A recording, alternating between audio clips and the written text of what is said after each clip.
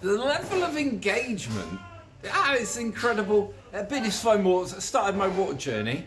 What's B1 source meaning? That's a brilliant question. It's so good. Right, I need to take you back to the beginning. The beginning is the regulations. Natural mineral and spring water regulations state you can only have one brand per source.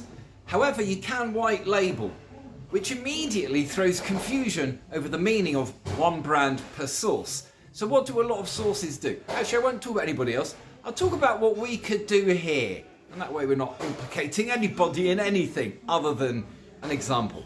So we have a borehole here at the moment, and that is the source of Crag spring water. Now what some people do is they'll drill another hole 5 meters away and call that one B1.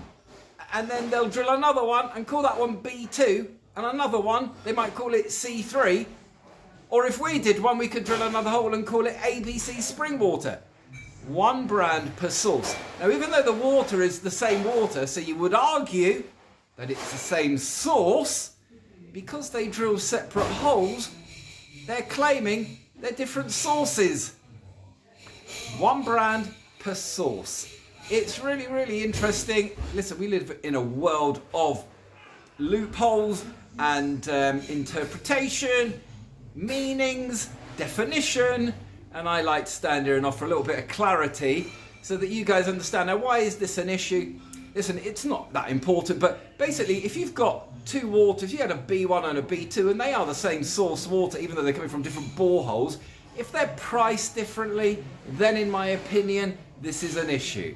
Because you shouldn't be paying more money for the same water that might be in different branding, and that's the worry, that's the concern that I have over it. But the regulations